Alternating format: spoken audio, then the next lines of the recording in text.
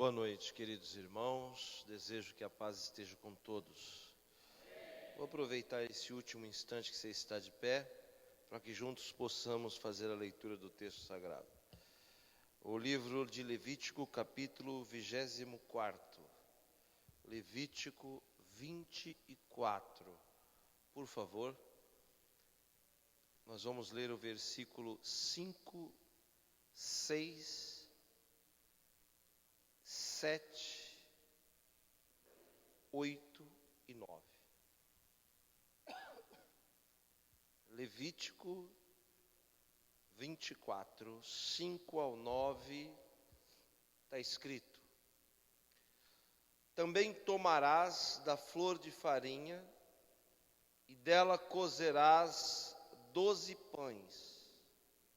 Cada pão será de 2 dízimas. E porás em 2 fileiras, 6 em cada lado, sobre a mesa da preposição perante o Senhor. E sobre cada fileira porás incenso puro, que será para o pão, por oferta memorial. Oferta queimada é ao Senhor. Em cada dia de sábado isso se porá em ordem perante o Senhor continuamente, pelos filhos de Israel, por aliança perpétua. E será de Arão e seus filhos, os quais comerão no lugar santo, porque uma coisa santíssima é para eles, das ofertas queimadas ao Senhor, por estatuto perpétuo. Os irmãos podem se assentar. Obrigado, pastor.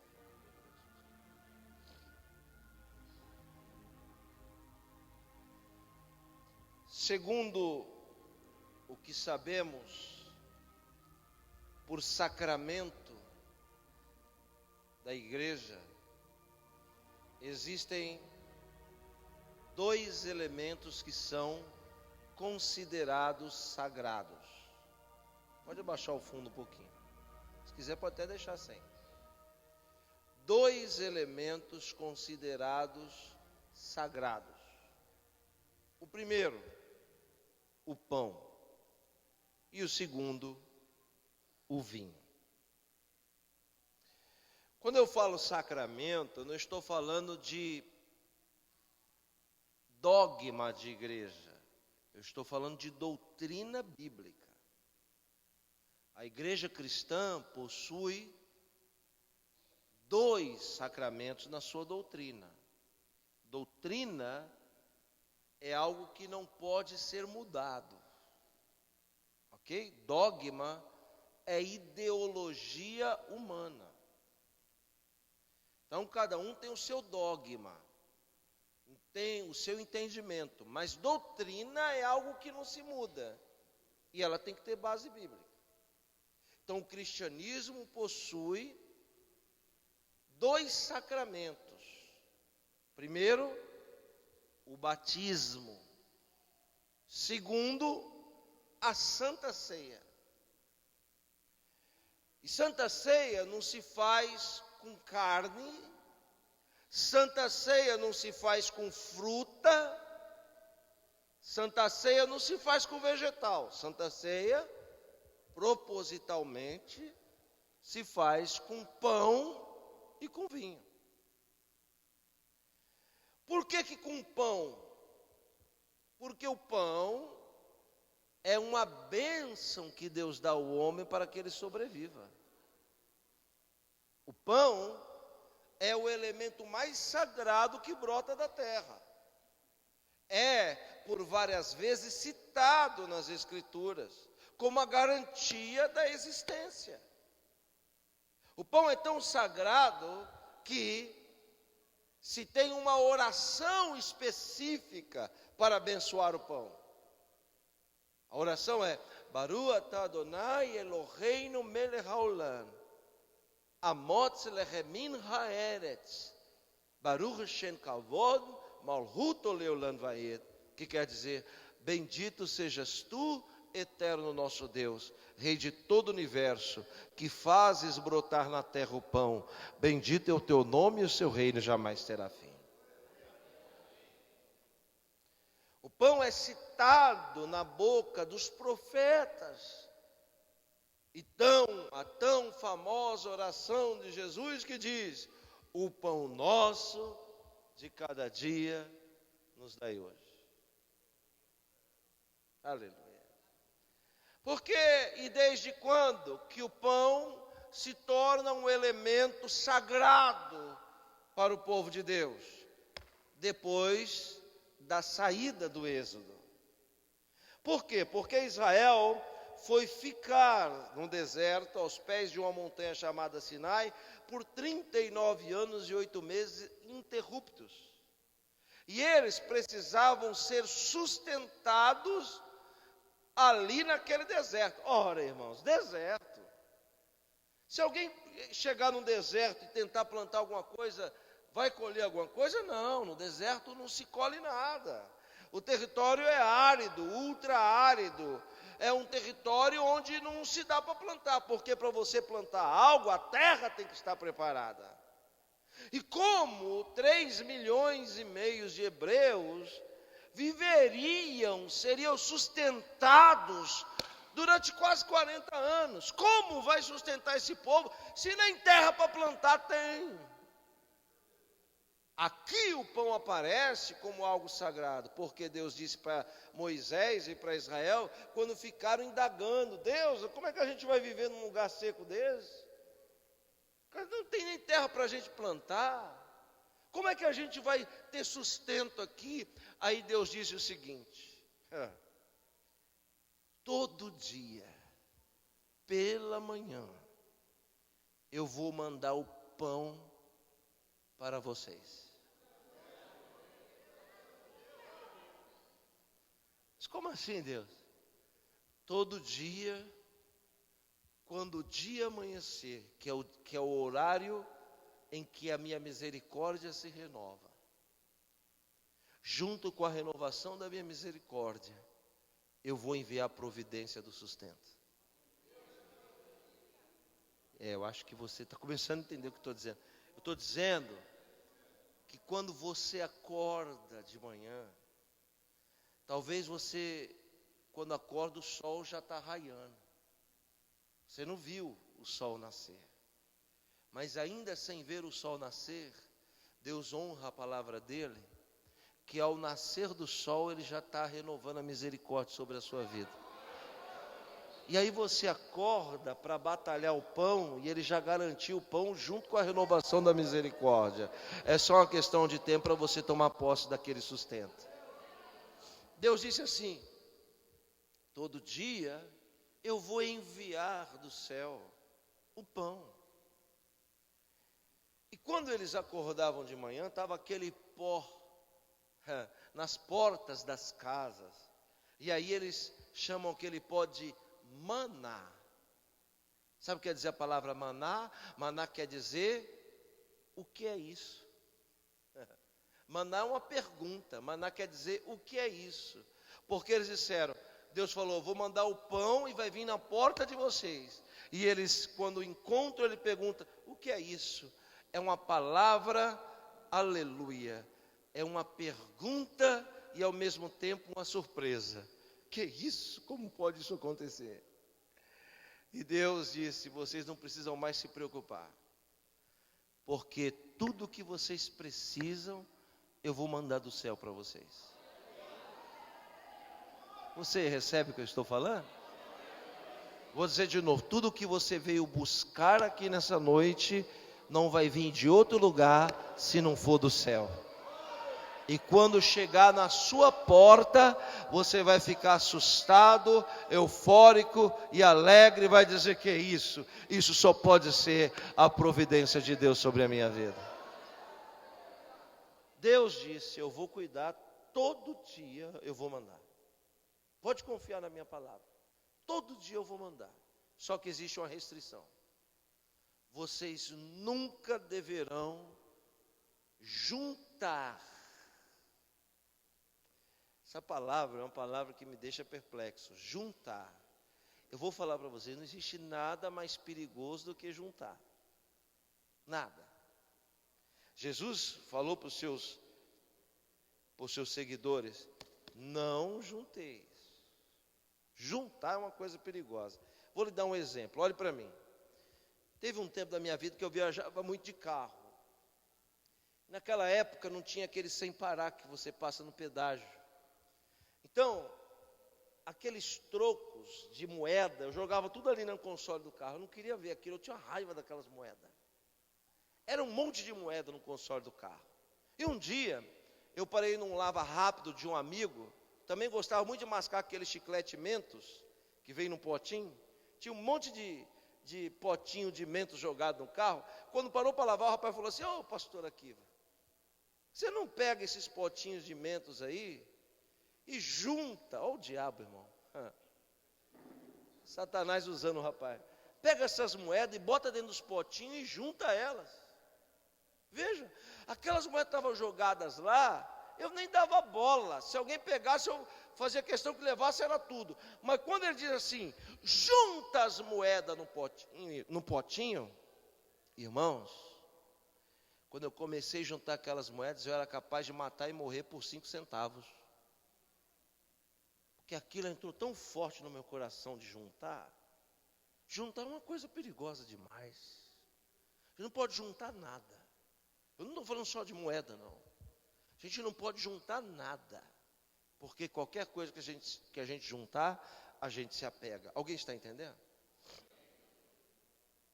Deus disse assim, vocês não podem juntar. A única restrição, esse pó. Vocês podem pegar quanto quiserem. Quanto quiser, faz bolo, faz tudo que vocês quiserem. Mas nunca junta e guarda para outro dia.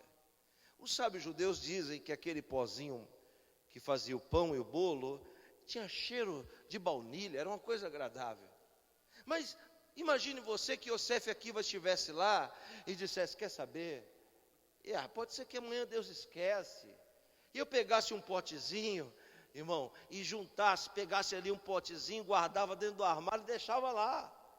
Você imagina se eu fizesse isso? O pote ia ficar lá, cheio do pozinho para fazer bolo, e eu pensando, tem que se preparar para amanhã, tem que ficar pronto, de repente Deus falha.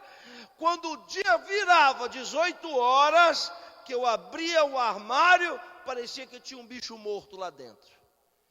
Porque era só virar o prazo. E aquele pó com cheiro de baunilha passava a feder mais, muito mais do que um animal morto há dias. Por que Deus não queria que Israel guardasse? Porque Deus queria que Israel confiasse nele todo dia. Não, eu não estou dizendo, Deus queria que Israel confiasse nele. Não.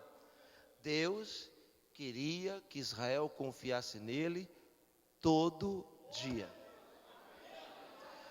Não era confiar em Deus só quando conviesse. Não. Era confiar em Deus todo dia. Por que a maioria de nós vivemos escassez? Porque é Deus falando para mim e para você, para cada dia basta o seu mal, e eu quero que você aprenda a confiar em mim todo dia. Todo dia.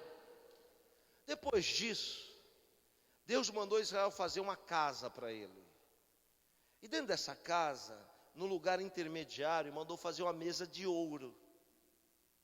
E disse o seguinte, faça uma mesa de ouro para mim. E sobre essa mesa, vocês vão fazer pães. Em outro texto, eu acabei esquecendo, minha Bíblia ficou no outro carro. Peguei aqui a Bíblia do irmão emprestada. Mas, em outro texto da Bíblia diz, Deus falou assim, vocês pegam e façam 12 pães, enfileirados, uma fileira de 6 de cada lado, portanto 12. Estes pães devem ser achatados, aleluia, e redondos. Eu quero que esses pães fiquem dentro da minha casa, aleluia, diante da minha presença. Para que Deus queria que colocasse pães diante do altar. Por quê? Para quê? Por acaso Deus precisa de pão para viver? Não. Quem é que precisa de pão? O homem. Deus não precisa de pão. Mas por que Deus dava uma ordem? Tragam a primícia da farinha e façam pães enfileirados, 6 de cada lado, portanto 12, achatados e redondos. Primeiro, por quê? Eu lhe explico. Porque lá fora existem 12 tribos. Por isso 12 pães aqui dentro. Então, lá fora existem 12 tribos. Aí Deus diz, eu quero aqui dentro 12 pães. Representando quem está lá fora. Quem é que vai trazer a farinha para fazer os pães aqui dentro? Quem está lá fora.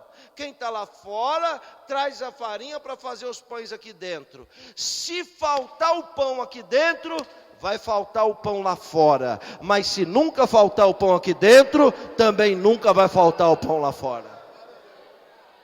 Você entendeu, pastor? Tem pessoas que deixam faltar o pão aqui dentro.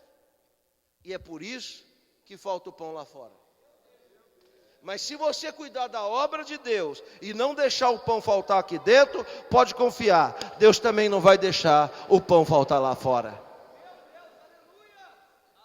Como que era feito esse pão?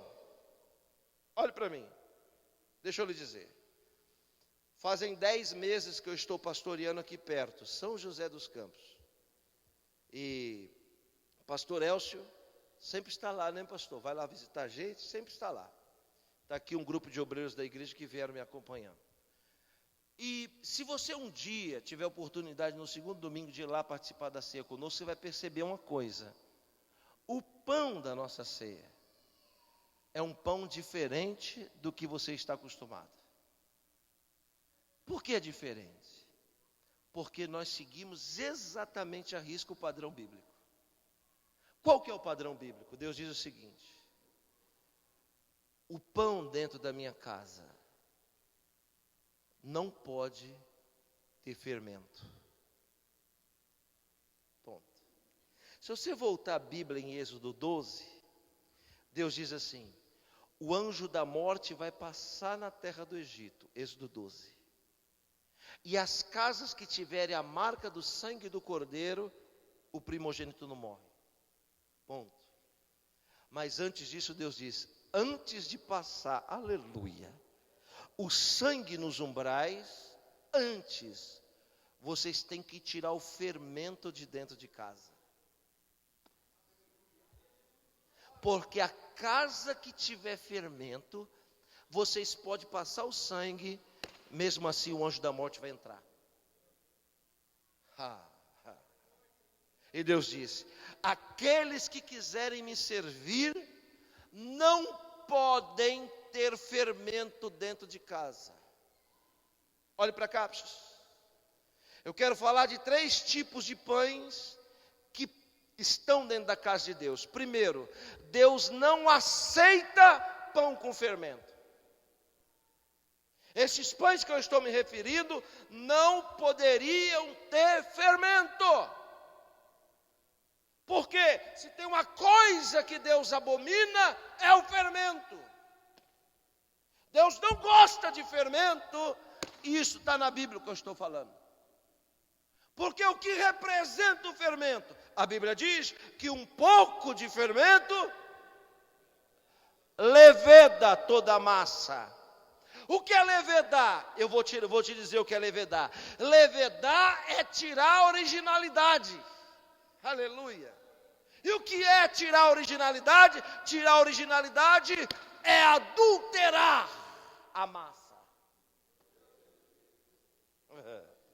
Aleluia. Quando fala de adultério, as pessoas acham que adultério é só sexo. Não. Adulterar pode ser uma assinatura. Adulterar pode ser um número. Adulterar pode ser uma fala que mudou. Olha aqui para mim, se alguém aqui quer viver na presença de Deus, vai ter que fazer uma limpa na sua vida, e vai ter que arrancar todo o fermento que você insiste em guardar. Por que adultera? Porque se você pegar um pão sem fermento e assar, ele vai ficar fininho e crocante, duro. Se você colocar fermento, o que vai acontecer com a massa? Ela vai? Você conhece alguém inchado? Quanto mais inchado o caboclo é, mais fermentado ele também é. Sabe o que é fermento para Deus? Pessoas que aumentam a história, aumenta a conversa. Qualquer coisa que for aumentada, ele rejeita. Ele quer que as coisas sejam feitas do jeito que elas são. Aleluia, você não entendeu? Eu falei terça-feira na igreja que Deus rejeitou a oferenda de Caim. Por quê? Simples. Porque Deus, quando Adão e Eva pecou, disse para eles: a partir de hoje o culto tem que ter sangue. Adão e Eva, quando saem do Éden, ensinam os dois, dá a mesma instrução para os dois: culto para Deus tem que ter sangue. A mesma instrução foi dada para Abel e para Caim. Só que chegou um dia que Caim disse: sabe o quê? Por que eu tenho que fazer do jeito de Deus? Vou fazer do jeito que eu quero. Quando ele vai e faz do jeito que ele quer e não do jeito que Deus mandou, Deus rejeita a oferta dele. Por quê? Porque tem coisas que a gente pode fazer do nosso jeito, mas a maioria delas tem que ser do jeito que Deus determina. Talvez esteja algo fermentado na sua vida. Talvez exista um fermento na sua casa que está tentando destruir o seu relacionamento, sua vida financeira, sua vida emocional. Talvez o fermento já tirou muitas pessoas de perto de você. Talvez o fermento destruiu a sua vida financeira, os seus negócios. E Deus está descendo aqui através do Espírito Santo para dizer: é tempo de arrancar o fermento da sua casa. É tempo de tirar todo e qualquer fermento da sua vida. Louvado é o nome do Senhor. Primeiro pão que não poderia ter na casa de Deus: pão com fermento. Não ande com pessoas que fermentam. Não se envolva com pessoas que fermentam. O fermento faz mais mal do que você possa imaginar.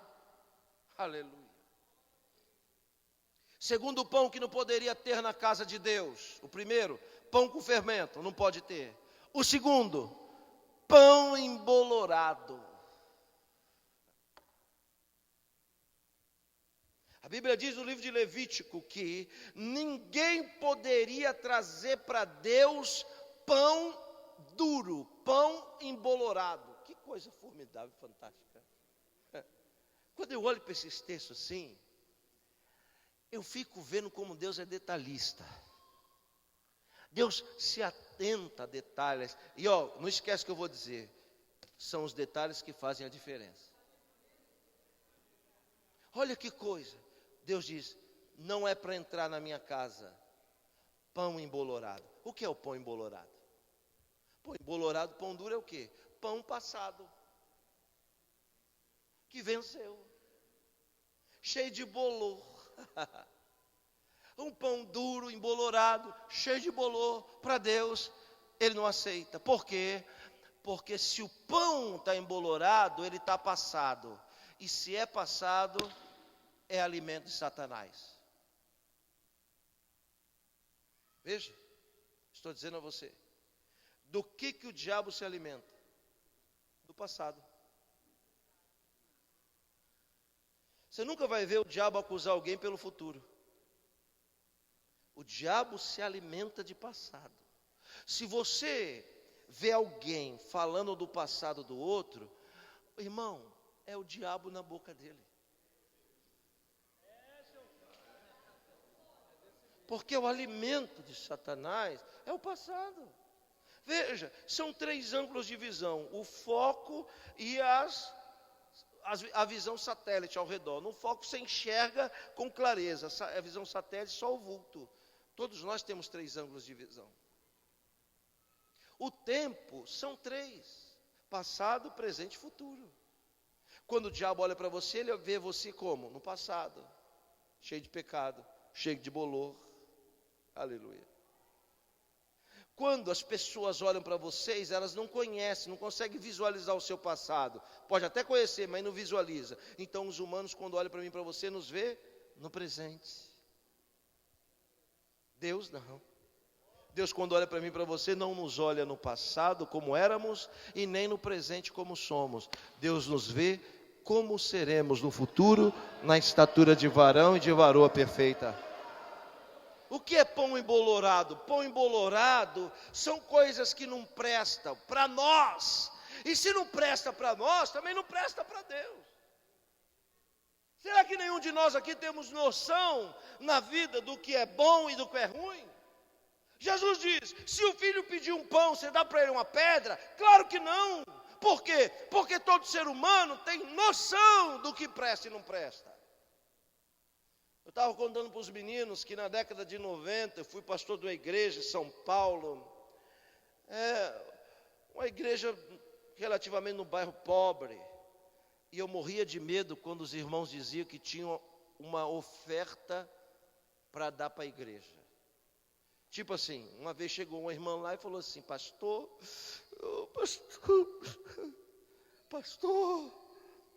Deus tocou no meu coração e eu vou doar minha geladeira para a igreja.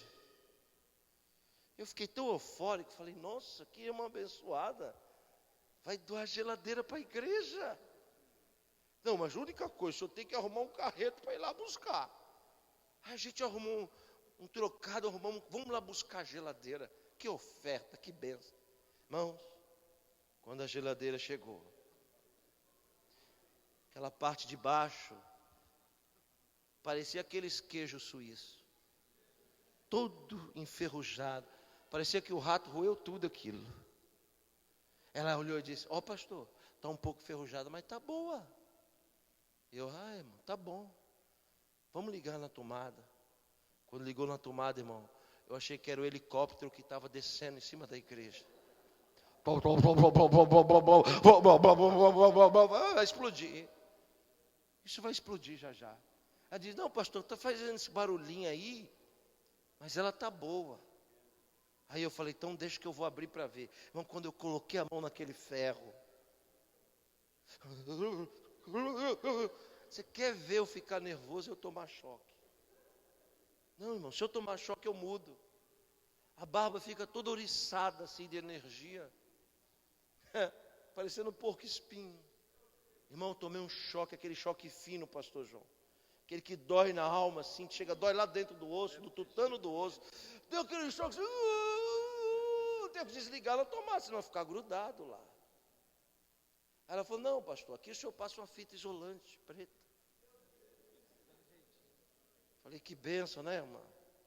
Glória a Deus. Vamos tentar abrir ela fechada mesmo, sem ligar. Quando abriu, irmão, toda verde dentro. Bolorado, parecia que tinha um cachorro morto lá. Depois eu descobri que, na verdade, ela tinha comprado uma outra nova para ela. E não tinha como se livrar daquela, fez eu pagar o carreto. O que acontece, irmãos? Grave bem o que eu vou lhe dizer. Se não serve para nós, também não serve para Deus.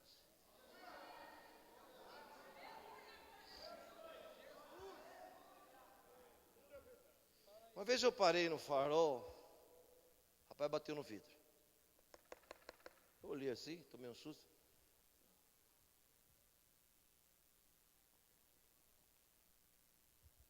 Falei, poxa, o cara deve estar com fome, né? Vou dar um dinheiro para ele. Mexi ali, peguei, não, as moedas ninguém tocava. Peguei ali R$5. Baixei o vidro e dei para ele.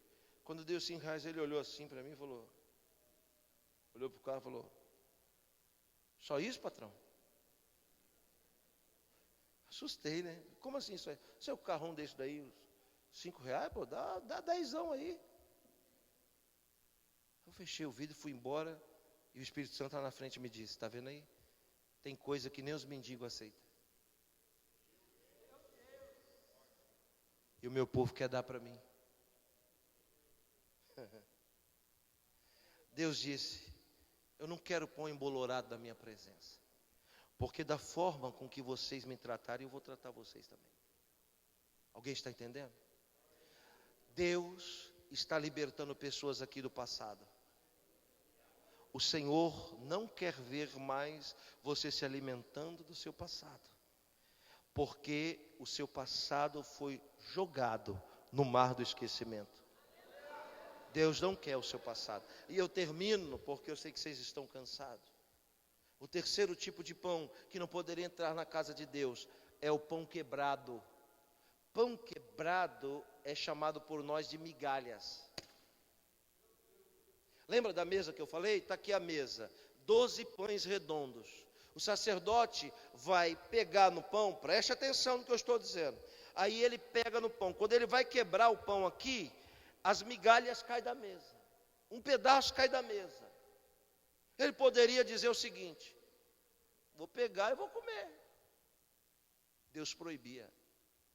Qualquer coisa, é muito forte isso, qualquer coisa que caísse da mesa, era para varrer e jogar, incinerar no fogo do sacrifício. Servo de Deus nenhum poderia pegar migalha. Eu vou dizer algo aqui rápido, posso? Eu acho que eu estou cansando vocês. Sim ou não? Está meio a meio lá. Tem uns ali que já estão dormindo, que estão concordando com tudo que eu falo, tá assim. Vou lhe contar uma regra, olhe para cá, sem movimento. Preste atenção nessa regra, preste atenção. Livro do Deuteronômio. Olha o que Deus diz. A lei das propriedades. Suponhamos que esse altar aqui é um terreno seu. É seu esse terreno aqui. Aí você vai no terreno, cerca ele, para declarar que ele tem dono, porque terreno sem cerca, tem que ter cerca. Cerca o terreno, preste atenção, e você vai plantar. Então eu vou plantar ali mangueira para dar manga. Aí eu vou lá e plantei as mangueiras. Aí as árvores cresceram, começaram a dar aquelas mangonas grandes. Ok? Quem está me entendendo? Diga amém. Eu pergunto, de quem que é o terreno? De quem que é o terreno? Bate no pé e diga, meu. O terreno é seu. Se o terreno é seu, as árvores que você plantou lá é de quem? Isso mesmo, minha. Se as árvores que você plantou também é sua, quer dizer que os frutos das árvores é de quem? É isso aí, tá certo? Tá certo, é isso mesmo.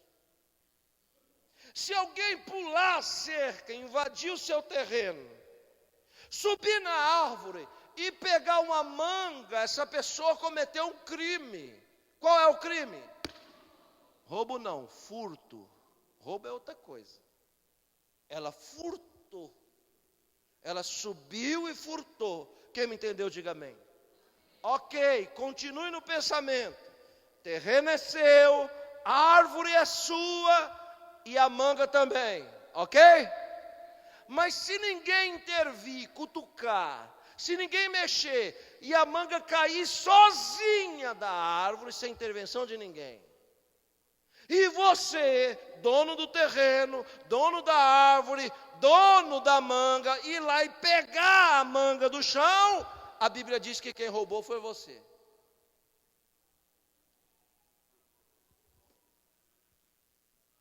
Por que quem roubou foi você? Eu vou dizer o seguinte, o que a Bíblia diz. Enquanto o fruto estiver na árvore e você ir lá e colher, ele é seu. Mas se ele cair sozinho, sem intervenção de ninguém, quem fez o fruto cair foi Deus. Por que Deus fez o fruto cair?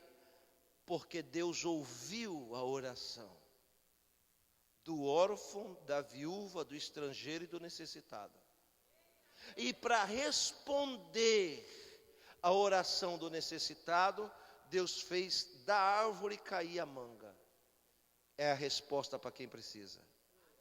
O nome disso é providência divina. Se ela cair não é mais sua, você vai olhar para a manga e dizer, não perdi. Não, é Deus que preparou para alguém que está precisando, e logo ele vai aparecer na sua porta. Acho que você não entendeu o que eu falei, vou dizer de novo. Tudo aquilo que você pensa que perdeu, você não perdeu, sabe por quê? Porque não era seu. Estava no seu território e na sua árvore, mas Deus já tinha preparado para não ser seu, porque o que é seu, Deus não faz cair da árvore, mantém preso, aleluia, para suprir as suas necessidades.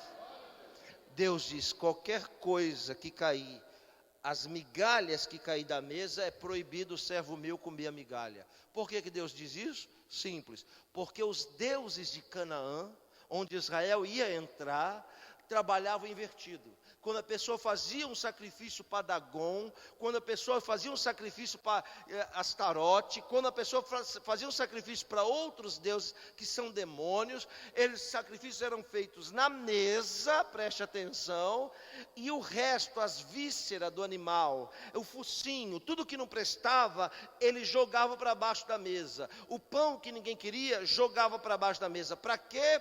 Para os adeptos, os adoradores de Baal comer da migalha que caía da mesa.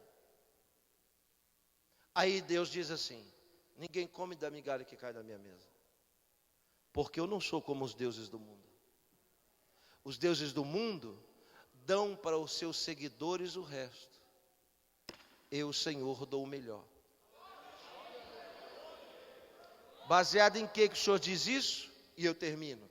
Na mulher Ciro-Fenícia. A mulher Ciro-Fenícia não era crente, não era da igreja, não era de Israel. Quando Jesus chegou lá, que é Líbano, que ele chegou, ela foi e se ajoelhou aos pés dele e disse assim, eu quero um pedaço de pão, entre aspas, cura um ente querido. Jesus olhou e viu que ela não era da fé. Jesus olhou e disse assim, não se tira o pão da boca dos filhos. O texto original diz assim, não se tira o pão da boca dos deuses, para dar para os cachorros. Por quê? Porque quem servia a Baal era chamado de cachorro.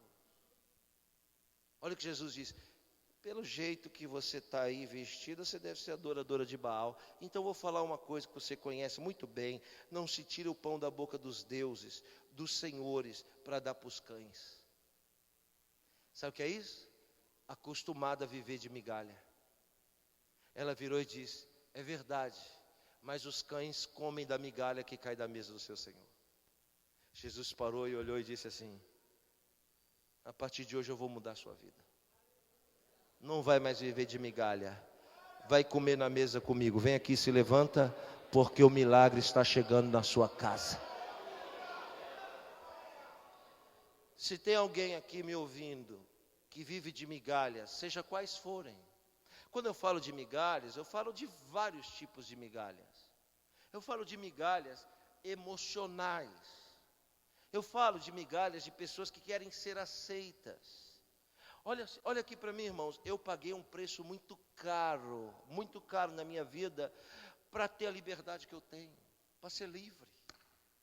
Hoje, eu não preciso mais provar nada para ninguém. Às vezes, eu vejo alguém falar algo, aqui vai isso, e eu olho para a pessoa e digo assim, pois é, rapaz, quando eu era criança eu pensava igual a você. Quando eu bebia leitinho eu pensava igual a você. Esses dias eu fui num lugar, só tinha gente importante. O primeiro a ser chamado fui eu. Gabriel estava comigo, não sei se ele percebeu isso. Tinha um monte de cadeira assim. Primeiro que chamou no microfone, eu serve aqui, eu tomei até um susto assim, porque, parecendo um... o senhor, vem para cá. Aí quando eu subi, eu vi aquelas cadeiras assim na frente, o que eu fiz? Fui e sentei lá no fundo, no cantinho. Sou bobo. De sentar na frente, depois chegar alguém mais importante que eu, ele dizer, dá para o senhor dar licença? Pô, fulano aqui sentar. E Jesus diz assim, se alguém te chamar para sentar em algum lugar, senta sempre atrás. Por quê? Porque se você sentar na frente, chegar alguém mais importante que você vai passar vergonha para sentar lá atrás. Então já se coloca no seu lugar. Por quê? Porque se você se diminuir, alguém vai ficar incomodado e dizer assim, está fazendo o que aí atrás, rapaz? Vem aqui para frente, e vai honrar você e colocar você na frente.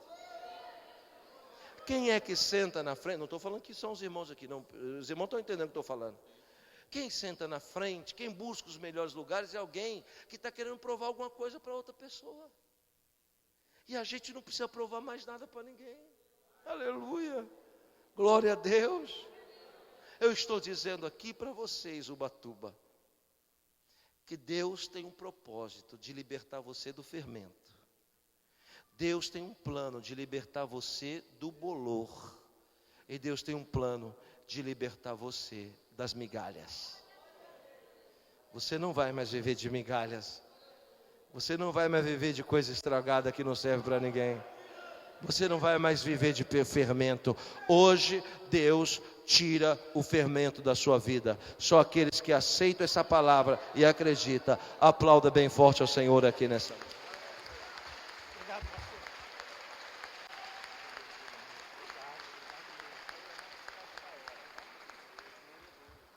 Maravilha, maravilha.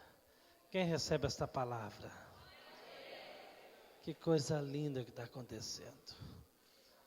Nós estamos aí com uns 20 mil na rádio, uma turma boa ouvindo, desde Cambori até Maranduba, divisa com Caraguá, aí a Rádio Alto da Serra, te ouvindo, com certeza. Eu fico imaginando aquele irmãozinho agora lá no seu quarto, num lugar humilde, ouvindo uma mensagem poderosíssima. Isso é Gideões, irmãos. Isso é Gideões. Isso é alegria. Isso é unção do Espírito Santo de Deus. Estou voltando para casa muito feliz, muito contente. Muito obrigado, muito obrigado, muito obrigado mesmo. Essa equipe maravilhosa, Deus abençoe vocês. Deus abençoe. Grandemente. Grandemente. Está acontecendo algo extraordinário aqui. Algo espiritual está acontecendo. Oh glória. Oh glória. Estamos encerrando com chave de ouro. Oh glória. Obrigado, Jesus. Muito obrigado. Tem alguém aqui nesta noite que ouviu a mensagem? Tem alguém nesta noite que está passando por circunstâncias difíceis? Você não vai precisar sair do seu lugar, nós vamos orar por você daqui mesmo. Tem alguém aqui nesta noite que está afastado dos caminhos do Senhor? Que sentiu ardentemente desejo de voltar? Ou que não é ainda evangélico, que ainda não confessou a Jesus e nesta noite está com desejo? Eu entreguei minha vida, foi num congresso como esse. Tem alguém? Faz assim com a mão, se tem alguém. Tem alguém nesta noite? Sentado mesmo, tem alguém? Eu estou fazendo um apelo. O reino espiritual está aberto. Jesus te ama. Tem alguém para Jesus? Faz assim com a sua mão. Não é por força, nem por violência. O Espírito Santo vai trabalhar no coração daqueles que necessitam entregar a sua vida para Jesus. Até o dia 19, nós vamos estar aqui. Carvalho Júnior vai estar conosco. Elcio de Assis. Noemi Nonato confirmou hoje que vai estar conosco. Nós estamos no final de semana recheado, irmãos. Se eu fosse você, não perderia a abertura oficial amanhã, de jeito nenhum. Não perca. Pastor João Bosco, que Deus abençoe. Missionária Márcia. Pastor João Bosco passou uns 2 meses, eu acredito que ele não dormiu nesse tempo, elaborando uma entrada que todo ano o adversário, ore por isso, tenta bloquear essa entrada. Eu me lembro, já chegou aqui no nosso meio, nosso querido pastor vice-presidente. Irmãos, hoje eu estou envolvido dentro da obra. Este casal, pastor Wesley, que acabou de chegar, a missionária Fabrícia, me receberam com tanto amor dentro da sua casa. E eu passei os Gideões esse ano, junto com ele, jantando com ele todas as noites. E me senti em casa, a simplicidade do casal como a simplicidade da minha pessoa e da minha esposa. Ficamos ali, No último dia, pastores, eles estavam muito cansados, de muita luta. E Fabrício sempre ia fazer o café, ou o pastor Wesley, só que eles estavam na correria. E eu falei para minha esposa, nós vamos embora, não vai ter como despedir deles.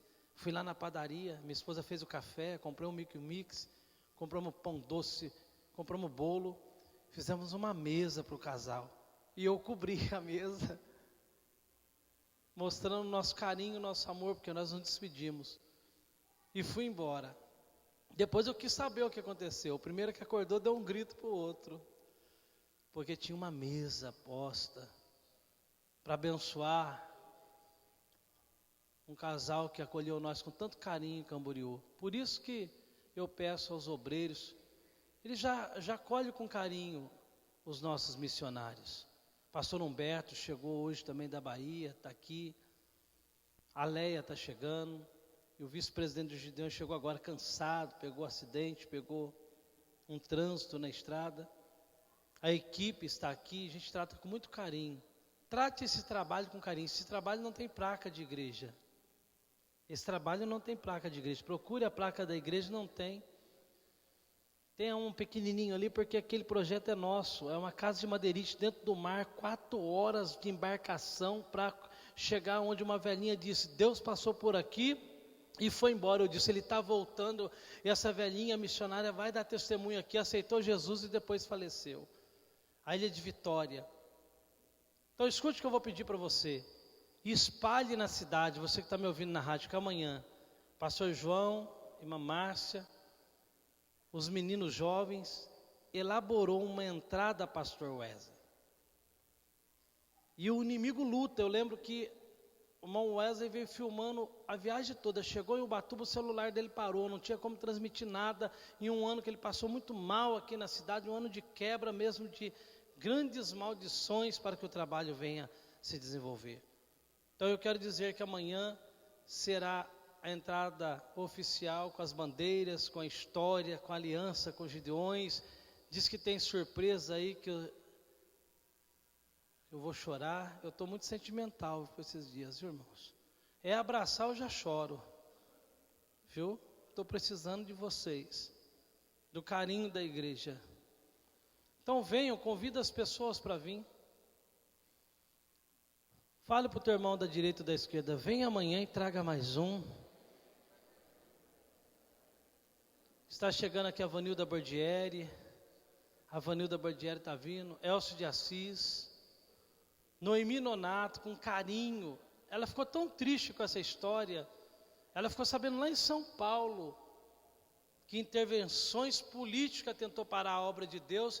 Ela mandou um áudio para mim, pastor, coloca carro na rua, é que a nossa equipe está sendo formada, e não tem um carro na rua ainda, porque a equipe está sendo formada. Ela disse, coloca um carro de som na rua, coloque, pastor, mete a boca no trombone, ela disse, e convida o povo, porque Gideões é diferente de qualquer circunstância e situação.